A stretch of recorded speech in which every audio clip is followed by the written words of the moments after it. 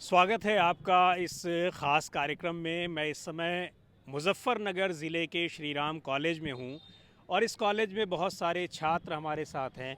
उनसे हम जो बहुत से इस समय चूँकि चुनावी माहौल अब शुरू होने वाला है, शुरू हो ही चुका है, उस पर बात करेंगे। उसके अलावा इनसे ये भी जानेंगे कि इनके लिए कौन से मुद्दे हैं और इनके मुद्दे कोई राजनीतिक दल उठाते हैं कि नहीं उठाते हैं, उस पर इनका क्या सोचना है। बड़े एक तरह से कह लीजिए कि तरतीब तरीके से सब स्टूडेंट्स खड़े हो गए हैं। हालांकि इनसे हम कहेंगे कि आप लोग आराम से अपनी बात रखिएगा, कोई ज़रूरी नहीं कि जिससे हम बात कर रहे हैं वही बोले। क्या नाम है आपका? सर बबली।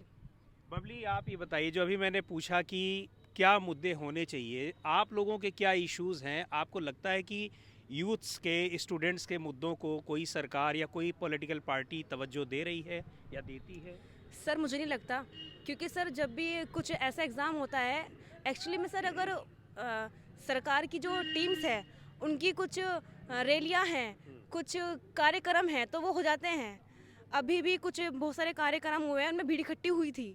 और ये जो अभी जो नया सिलसिला चला है, कोई ओमिक्रॉन वायरस वगैरह नाम है, ये चलने वाला है, ये इसी के दायरे में रखकर इसको कह रहे हैं कि आने वाला है, तो इसलिए कह रहे हैं कि मास्क लगाओ फिर से दोबारा। सर जब भी कुछ अपना काम करते हैं ना, सरकार में सर बुरा नहीं है, लेकिन जब भी कुछ अपना काम होता है, रैलियाँ होती हैं, कुछ भी कार्यक्रम होता है, उसमें भीड़ इकट्ठी हो जाती है। लेकिन जैसे ही स्टूडेंट्स का कोई एग्जाम होता है, चाहे वो कोई बड़ा एग्जाम है, काफ़ी बच्चे बाहर से आते हैं सर, बहुत ही मुश्किलात से अपने एग्जाम को क्लियर कर पाते हैं।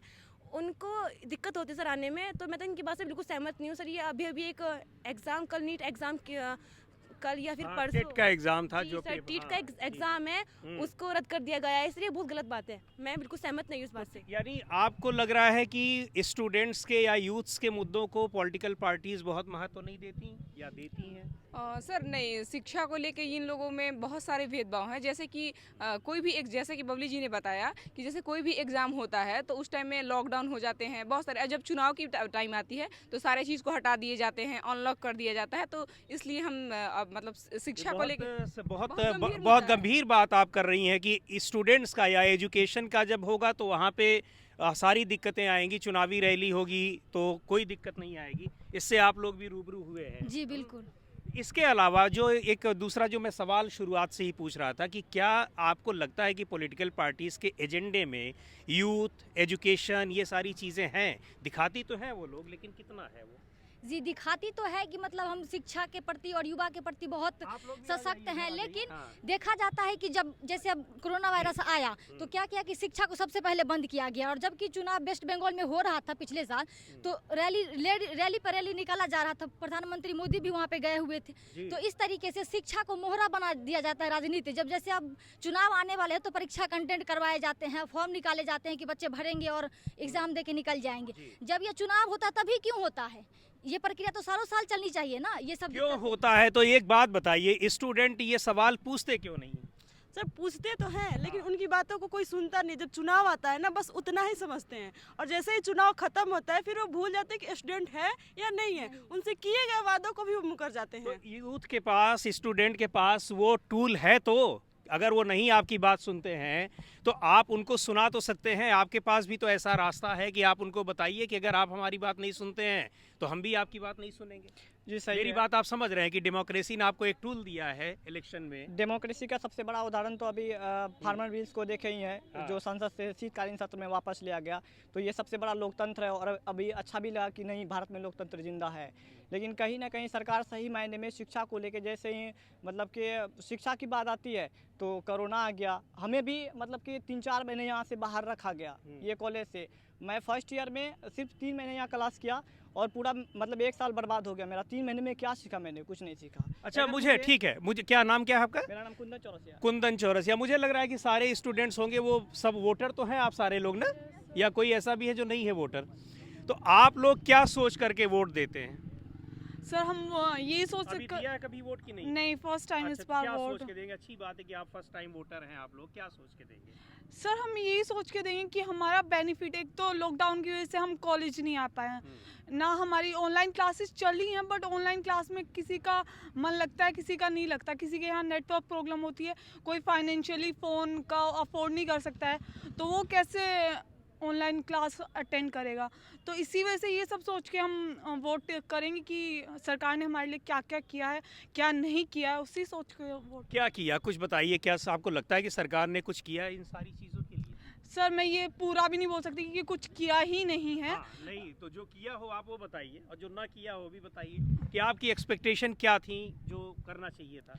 सब स्टूडेंट के लिए थोड़ा कम किया है। स्टूडेंट मतलब ऐसे वेलफेयर वगैरह काफ़ी किया है, पर स्टूडेंट के लिए इतना नहीं कर पाए। आपको क्या लगता है? यही सर उन्होंने शिक्षा के लिए कोई अलग से कोई नीति निकालनी चाहिए थी, जो कि अभी तक नई नीति आई नहीं है।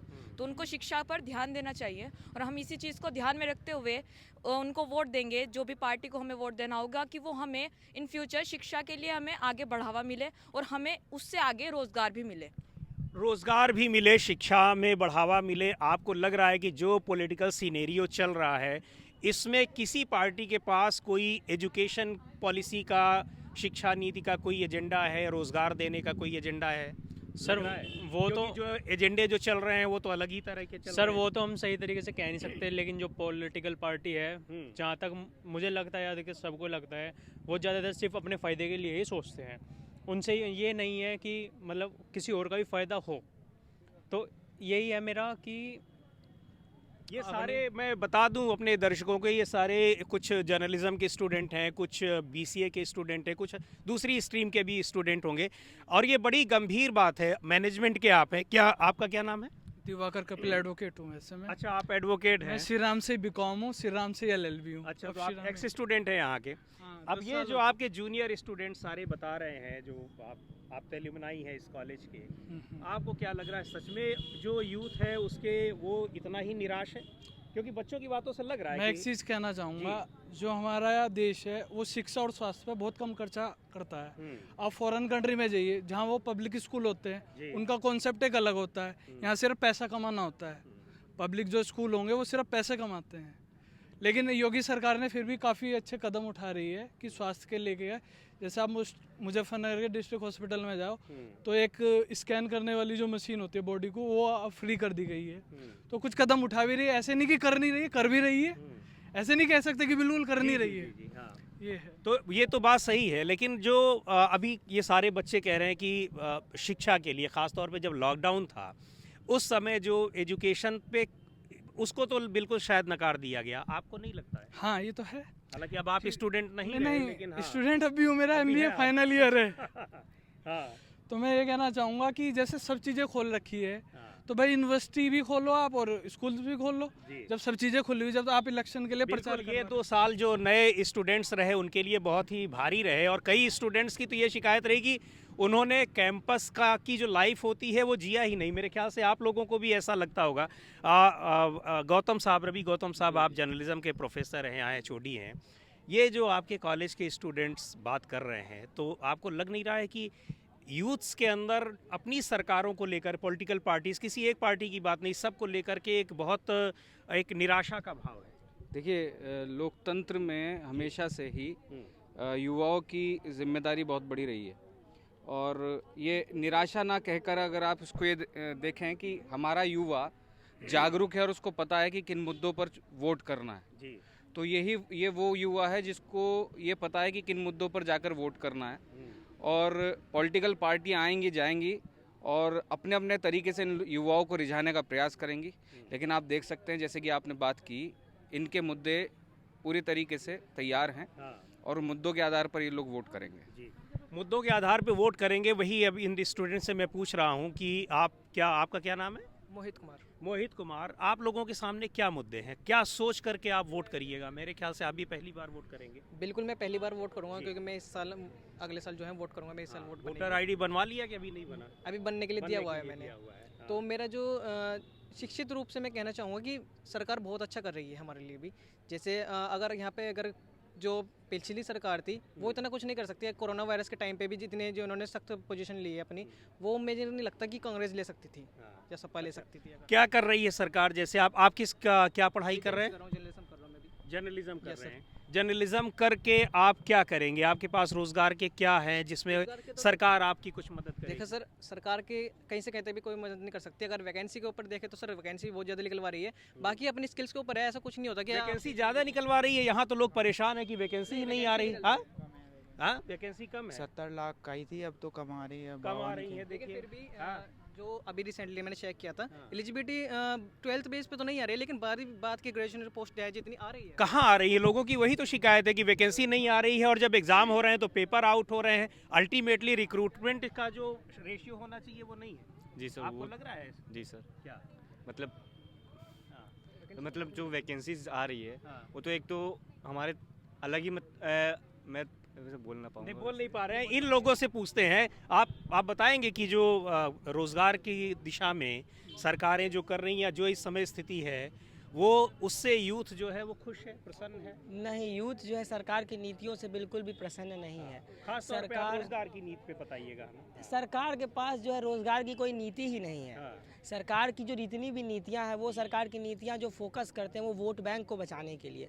सरकार जितनी भी तमाम नीतियां निकालते हैं वो लोगों को जो है एक तरह से क्या बोलते हैं, फंसाने का काम करते हैं कि कोई मुद्दा बना दिया कि किसी जगह का नाम को चेंज कर दिए, कुछ दूसरा काम कर दिए, कहीं मतलब पाकिस्तान के साथ भिड़ने का बात हो गया। तो सरकार की बहुत सारी नीतियां नीतियां हैं, हाँ। पर कोई भी ऐसी नीतियां नहीं है जो कि विद्यार्थियों के लिए हो। हाँ, नीतियाँ चुनाव जीतने के लिए हैं, लेकिन हाँ, एक चीज़ बताइए, ये जो आपने बात कही, क्या नाम आपका?